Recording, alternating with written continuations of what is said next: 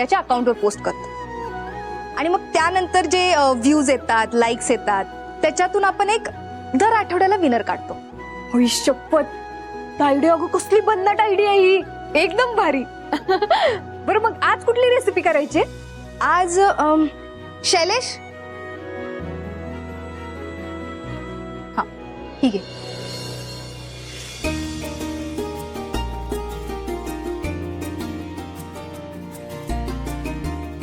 मस्त आहे. ताईडे, अगं रेसिपी एकदम मस्त आहे की. नाव काय? Recipe by Pragya Kurkure.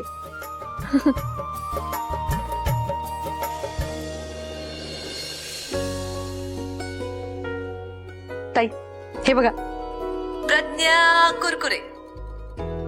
आवाज आवाज कमी कर की ग. काय तुमचं भारी आहे की नाही? हे असं कशाला टाकते उगा रेसिपी याच्यावरती माझ्या? हा, काय होणार आहे? काय उपयोग आहे याचा? ओ उपयोग कसं नाही, मस्त आहे म्हणून पाठवते. मस्त आहे हे फक्त तुलाच वाटतं बघ. मला कुठं काय बक्षीस मिळालंय? आणि तुला एकटीला वाटून काय होणार आहे? अहो बक्षीस मिळण्यानंतरची गोष्ट आहे हो. आधी तुमच्या रेसिपी या सोशल साईट वरती येतात ना, हीच आपल्यासाठी लय महत्वाची गोष्ट आहे. आणि बक्षिसाचं काय घेऊन बसलाय हो ताई? बक्षीस मिळेलच की आपल्याला, पण तुमच्या रेसिपी सगळ्या लोकांपर्यंत पोहोचल्या पाहिजे. म्हणजे कसं तुमचं नाव होतंय, हे महत्वाचं आहे.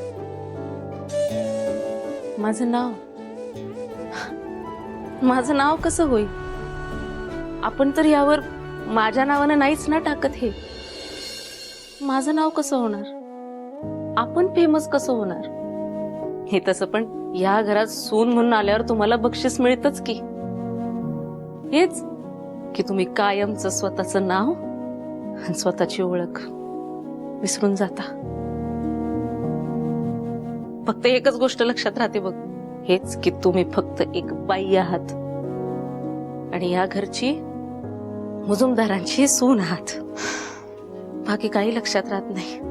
नीता तुला सांगते, मला तर माझंच नाव कधी कधी आठवत नाही. आणि या घरात तर कोणी मला माझ्या नावाने हाक पण मारत नाही. असं आहे. अवंती, अवंती, अवंती काय करतेस? अवंती, अहो तुमच्या नावाने तर हाका मारायच्यात ना, मारते की. अवंती असू द्या, चालायचं ते सगळं. बरं बघा,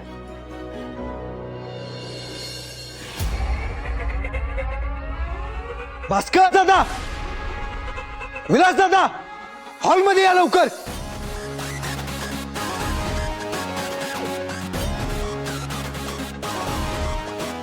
काय झालं?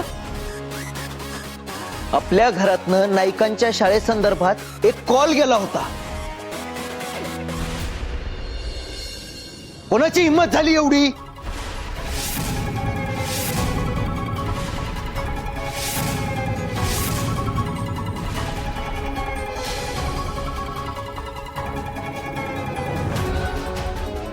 नीता, आपण केलेल्या कॉल बद्दल बोलत नाहीयेत ना भाऊजी? नाही हो, मी केलेला कॉल त्यांना कळणं शक्यच नाही. ते ना कुठल्या तरी दुसऱ्या कॉल बद्दल बोलतात. आणि तुम्ही ना जरा शांत हो बरं. उगाच त्यांना आपला संशय ना, असं वागू नका. शांत राहा. धैर्य, तू काही स्पष्ट सांगणार आहेस का? अरे काय विषय आम्हाला पण कळू दे ना. काल नायकांच्या शाळेत जेवणाचा खराब माल पोचवला गेला आणि हे त्या सावीनं पकडलं.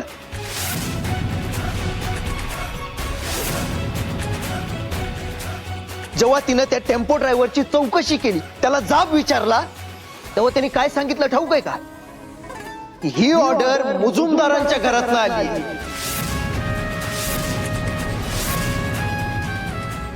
जेवढं सांगतो तेवढंच करायचं.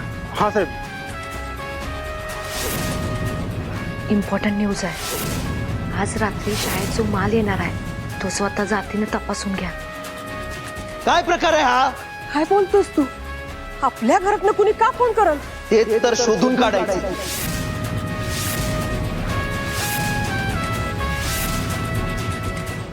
पण हे सगळं तुला कोणी सांगितलं? त्या सावीनं.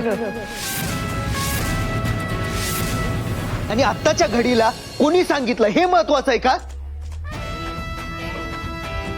हा शहाणपणा कोणी केलाय? तुझं तर मला काय कळणच झालंय.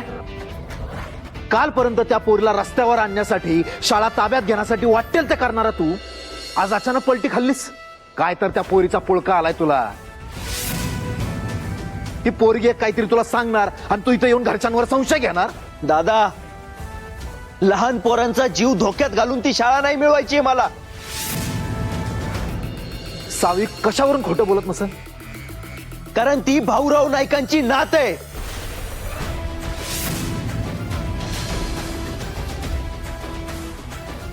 एक वेळ ती समोरून नडल पण खोटं नाही बोलणार. एक मिनिट. अरे ह्या विषयावर आपण का भांडतोय? आणि धैर्य, भाऊरावांची नातच आहे ना ती.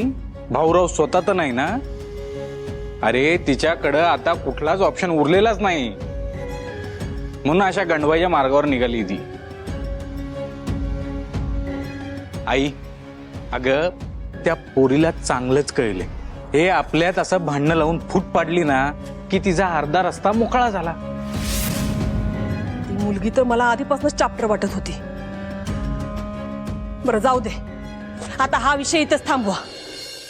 मला नाही वाटत आपल्या घरातनं कोणी फोन केला असेल म्हणून.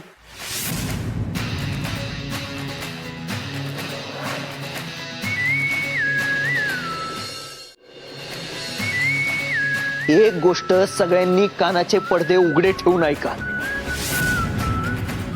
इथून पुढं माझ्या आणि शाळेच्या मध्ये कधीच कुणीच यायचं नाही.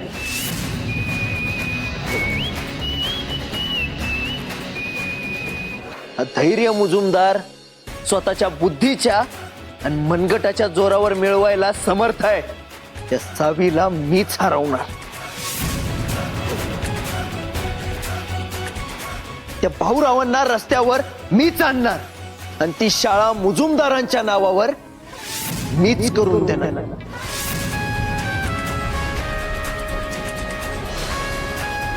बाकीच्यांनी फक्त बघायचं.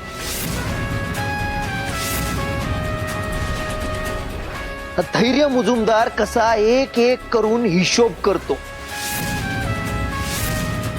ना कोणी मध्ये पडायचं, ना कोणी मदत करायचा प्रयत्न करायचा.